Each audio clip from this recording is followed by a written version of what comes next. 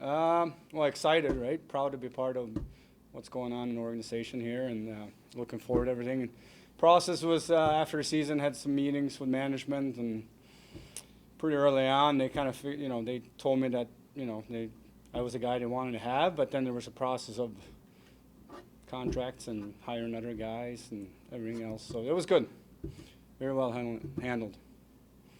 What do you feel like you learned as interim last year that you'll be able to build on moving forward? Well, I don't know if we have enough time to go through all of it, but quite a bit. Just dealing with the guys on an everyday basis, and there's a lot more to go to it in terms of managing staff and players and you guys. Coach, Rockford's getting a lot younger this year. What's your one big thing that you want to impart on the young players as they come through your organization and systems? Well, I mean, the biggest thing for us is the habits, right? What habits they have that's going to carry them to be able to play in NHL. Because once they leave us and they go play for Luke, it's going to be what habits they have to be able to stay up there and stay in the lineup. So that's going to be the biggest thing for us. What do you think it was that impressed management? Maybe some aspects about your interview, way you handle certain prospects. What would you pin it to? Oh, that's a good question. I think maybe ask them. But I think that, I think our season, I came in, I've been around the organization for a while, and then once I took over when Derek went up last year, it was kind of a long year, so I guess that was the whole interview process, I guess. And I think the team did well, and I think there was some individual development in a lot of players as well. So I think that combination of the winning and developing and individual development was the biggest thing. Did they kind of tell you what they want out of you going forward here? Yeah, just the kind of what we just talked about. Like we want to be able to develop our players, their habits, and what's going to carry them to be able to play in the NHL, and to go in conjunction with that winning as well. And, I think there could be some balance there. Anything different or specific that they've pointed out that they really want to see growth in certain areas or? Not, just more, we want to play with pace. We want to play fast. We want to be fast on the middle. We want to be competitive.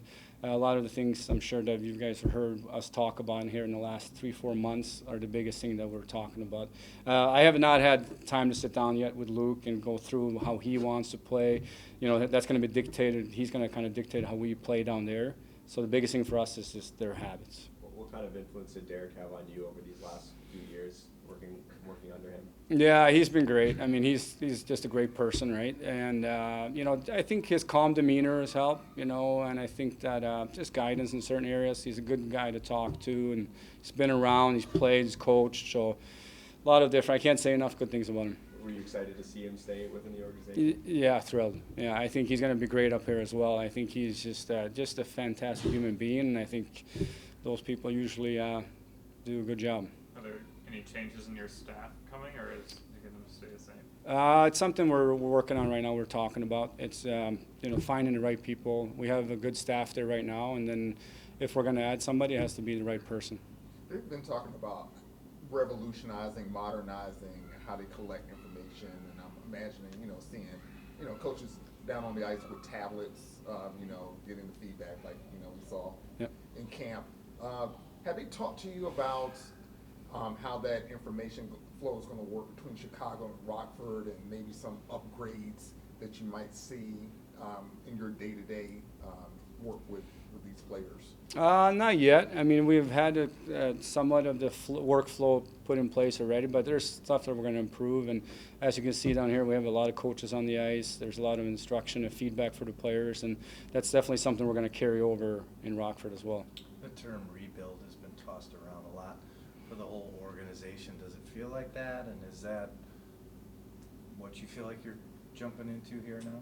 Yeah, I mean, I think that's where we're at, but I still think that we have a job to do every day in terms of coming to the rink and improving our players' habits and teaching them how to work and then how to win games. And in the end of the day, we want to win games, but we want to develop. I mean, that's the biggest thing. We want to develop these young players to become full-time NHL players. You got brought into it last year, early in the season, but now you get a chance to have this full off season to kind of see where things go in Rockford, and obviously there's going to be a lot of turnover as well with the players. So what are you looking to try and just do for yourself as a coach and help these guys come along as well? I'm not quite sure I understand the question, sorry. Just for getting a chance to have this off-season Yeah. to really learn what you want to implement as a coach. And Yeah. what kind of style you're going to bring to the Yeah. table.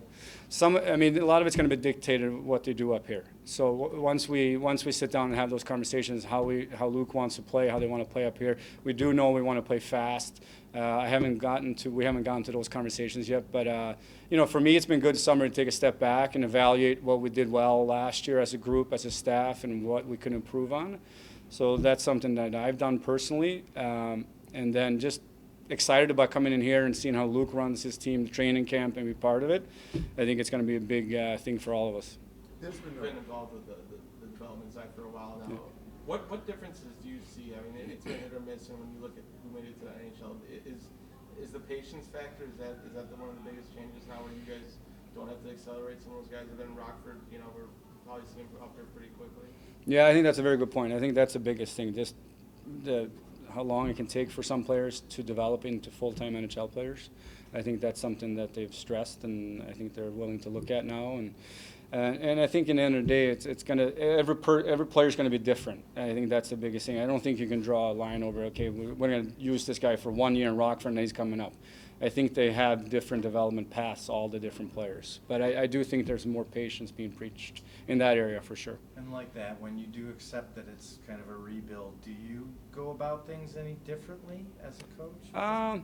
Yeah, not really. I mean, for us, especially in American Hockey League, I think it's, again, I keep using the word, our habits, and just being considered, like, those are the biggest thing. We get guys coming in from juniors, college, overseas, from Europe, and they all have some, you know, but that's the one thing we noticed on there is some of their habits, if it's especially on the wall plays and battle levels and stuff like that, those are the things that we really focus on down there. Everyone's happy for Derek, but this is a new role for him. What about his coaching style, his skills leads you to know that he'll be valuable for this Hawks organization as an assistant coach? Well, like I said earlier, he's just a great person, but he's so humble, and I think he's willing to help out or in any way, shape, or form that they want him. And I think he's adaptable, and I think that, I mean, like I said earlier, he's such a good person that, you know, tell him that what you want him to do, he'll do it, you know. Humble. Have you had Couple time more to for personally Anders, reflect? guys. Oh, sorry. Have you had time to personally reflect on, much like these players, and you've been in the organization, development's key, same goes for coaches, as a development coach, assistant, head coach. What have the last couple of weeks been like for you and your family to make an impact in this community that you've been in for quite some time? Yeah. I mean, it's been kind of interesting. Sorry. It's been a long road for sure, but I think it's been good too, because when I started in player development, I think I've learned a lot of different areas of the organization, or just about myself and what I like and what I enjoy. And I think that in the end of the day, when you break it down, it comes down to you want to help the players get better. And if that's in player development or assistant coach or head coach, I don't think that really matters. But that's really what I'm here for, is just helping these players. We're here to serve them. I jokingly sometimes tell those guys, we're your caddies, right? We're telling you to hit the 7-iron. If you want to hit the 8-iron, that's up to you. But we're just we're helping you guys out here. And that's really what it comes down to for me. Thank you, Anders. Yeah, talking about the players, you had Doc and Allen up with you for the playoffs last year a little bit. So can you speak to their development at all since they're here? Yeah, I mean, I think they're starting to look like men now. You know, I remember seeing them early last year at the rookie tournament, and I think both of them have filled out a little bit. They look a little bit more mature. They act a little bit more mature, and I think their habits have improved. And you know, so I think they're both very, very good players. Thank you, Anders. Thanks, guys. Thanks, Yep. everyone.